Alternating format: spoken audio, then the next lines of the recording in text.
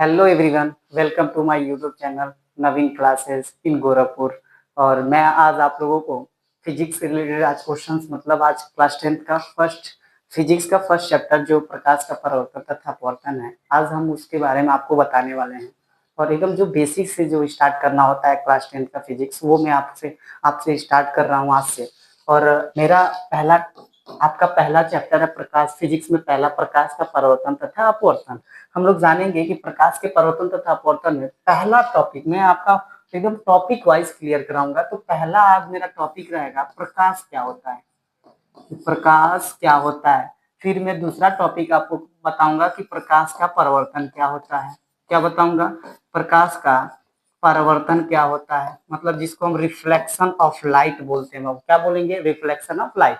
तो ये टॉपिक आज मैं आज से स्टार्ट कर रहा हूँ, एकदम बेसिक से स्टार्ट करूंगा। जो एकदम नहीं, फिजिक्स में किसी को कुछ नहीं आता है, यहाँ से आप पढ़िए और आपको ऐसा लगेगा कि जो है एकदम जीरो से स्टार्ट जिसे करना होता है। तो इसीलिए मेरा आज पहला टॉपिक है प्रकाश एवं प्रकाश का परावर्तन।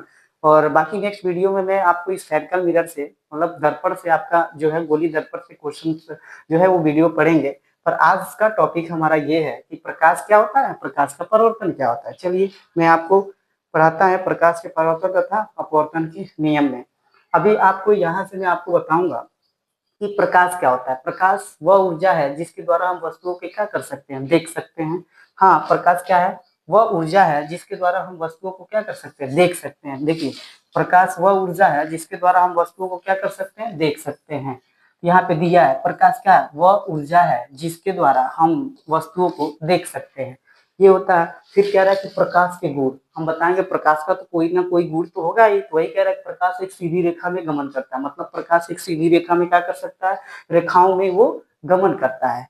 और कह रहा है कि प्रकाश जो है वो विद्युत चुंबकीय तरंग है। प्रकाश एक जो है वो विद्युत चुंबकीय तरंग है, जिसके लिए वो कह रहा है इसीलिए उसे संचरण के लिए माध्यम की आवश्यकता नहीं पड़ती है। मतलब विद्युत चुंबकीय तरंग जो है उसको संचरण के लिए किसी भी माध्यम की आवश्यकता नहीं पड़ती है। और यहाँ पे और नेक्स्ट इसमें दिया प्रकाश अपारदर्शी वस्तु जो तीक्ष्ण छाया बनाती है।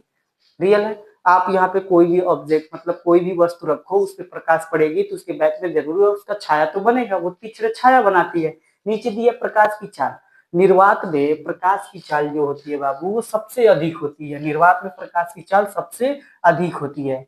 निर्वात में आप लिखोगे, निर्वात में प्रकाश की चाल सबसे अधिक होती है। निर्वात में प्रकाश की चाल सबसे अधिक होती है। उसकी दिया भी है बाबू, आपको देख सकते हैं। 3 × 10⁸ मीटर पर सेकेंड होती है।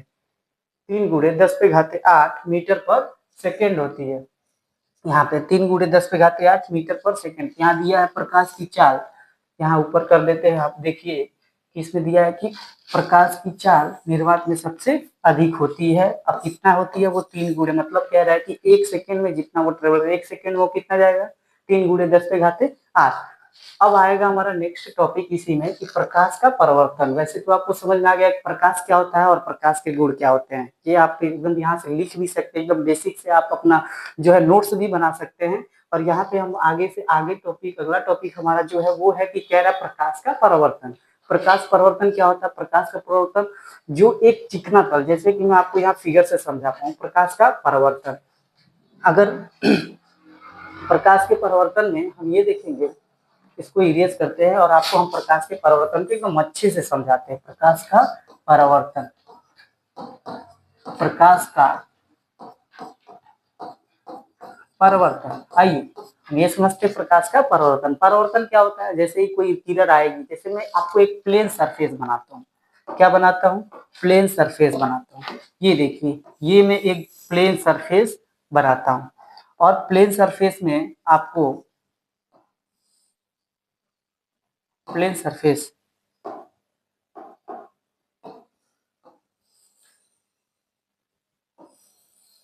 ये देखिए प्लेन सरफेस, इसको मैं नीचे एक प्लेन सरफेस मतलब इसको मैं एक चिकना और शाइनिंग तल बना देता हूँ, जिसको हम प्लेन सरफेस बोलते हैं। और इसको मतलब परावर्तक पृष्ठ है। ये क्या है बाबू? परावर्तक पृष्ठ। अच्छा, जब कोई प्रकाश की किरण किसी पॉलिशदार व चिकने तल पर गिराती है, मतलब ये प्रकाश की किरण है और ये पॉलिशदार व चिकना तल है। जब कोई प्रकाश की किरण किसी पॉलिशदार व चिकने तल पर गिरती है तो उसका अधिकांश भाग क्या हो रहा है? वापस लौट जाता है। और ये बीच वाले में मतलब इसको आपतन बिंदु बोलते हैं। इस पॉइंट को हम क्या बोलेंगे? आपतन बिंदु, आपतन बिंदु बोलेंगे। और कह रहा है कि जब कोई प्रकाश की किरण किसी पॉलिशदार व चिकने तल पर गिरती है तो उसका अधिकांश भाग क्या होता है? वापस लौट जाता है। तो ये आने वाली किरण को हम बोलते हैं आपतित किरण। आने वाली किरण को क्या बोलते हैं? आपतित किरण। क्या बोलेंगे? आपतित किरण।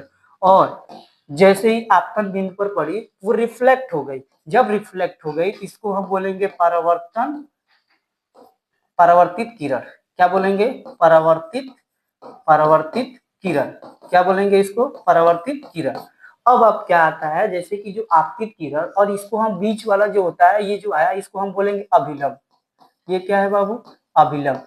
अच्छा, अब ये देखिए, अब क्या है कि जो आपतित किरण है और ये जो अभिलंब हमारा, ये अभिलंब जो है इसके बीच में एक कोण बन रहा है। उस कोण का नाम है आपतन कोण, जिसको हम बोलते हैं आपतन कोण। इसे हम आई से प्रदर्शित करते हैं। किससे प्रदर्शित करते हैं? आई से। तो आपतित किरण और अभिलंब के बीच का बना कोण को हम क्या बोलेंगे? आपतन कोण बोलेंगे। क्या बोलेंगे? आपतन कोण। और जो अभिलंब और परावर्तित किरण के बीच में ये वाला कोण जो बनेगा इसको हम बोलेंगे परावर्तन कोण, जिसको हम बोलते हैं परावर्तन कोण।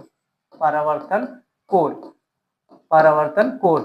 बाहु परावर्तन के दो नियम होते हैं। पहला नियम ये कहेगा कि जो ये आपतित किरण के बीच में बन रहा है कोण, आपतन कोण, सदैव परावर्तन कोण के क्या होता है? बराबर होता है। तो इसको हम लिख सकते हैं क्या बाबू? पहला ये लिख सकते हैं कि आपतन कोण सदैव परावर्तन कोण के क्या होता है? बराबर होता है। आपतन कोण लिखेंगे हम, आपतन कोण, आपतन कोण सदैव परावर्तन कोण के बराबर होता है। मतलब ये कह रहा है कि इसमें कि इसको हम बोल सकते हैं angle I equal to angle R. Angle I equal to क्या लिख सकते हैं? Angle R. ये दिया है angle I equal to angle R. मतलब आपतन कोण सदैव परावर्तन कोण के बराबर। मतलब अगर आपतन कोण अगर 45 डिग्री बना रहा है तो परावर्तन कोण भी कितने डिग्री बनाएगा? तो इतना आप लोगों को समझ में आया, आपतन कोण सदैव परावर्तन कोण के बराबर होता है। और उसमें दूसरा नियम ये कहता है बाबू कि आपतित किरण, क्या? आपतित किरण मतलब जो आने वाली किरण है वो आपतित किरण, आपतित किरण तथा परावर्तित किरण तथा परावर्तित किरण आपतन, आपतन बिंदु, क्या बाबू? आपतन बिंदु पर अभिलंब जो है वो तीनों एक ही तल में है। अभिलंब तीनों एक ही तल में है। ये होता है प्रकाश का परावर्तन के नियम। आपतन कोण सदैव परावर्तन कोण के बराबर होता है। और इसमें दिया कि आपतित किरण तथा परावर्तित किरण आपतन बिंदु पर अभिलंब तीनों एक ही तल में होते हैं। तीनों किसमें? एक ही तल में होते हैं, एक ही तल में होते हैं। आपको ये पता है कि इसके कितने नियम होते हैं? दो। मैंने पहला नियम आपको बताया है कि आपतन कोण सदैव परावर्तन कोण के बराबर होता है। और आपतन बिंदु दिया इसमें कि आपतित किरण तथा परावर्तित किरण आपतन बिंदु पर अभिलंब तीनों एक ही तल में होते हैं। ये तीनों क्या होंगे? एक ही तल में होंगे। मतलब ये आपतित किरण और ये परावर्तित किरण, ये अभिलंब, ये आपतन बिंदु पर है तो तीनों एक ही तल में है। इसी को हम प्रकाश का परावर्तन के नियम कहते हैं। और आपको आज का यही टॉपिक, कल मैं गोलीय दर्पण पढ़ाऊंगा। दर्पण में आपको प्रकार बताएंगे। और नेक्स्ट वीडियो के लिए आप जो है आपका आगे वाला जो भी बेसिक से आपका दर्पण से रिलेटेड क्वेश्चंस होगा, न्यूमेरिकल्स, और उसमें जो भी डिफिनेशन वगैरह होंगे सारी चीजें आएंगे आगे। जय हिंद, जय भारत।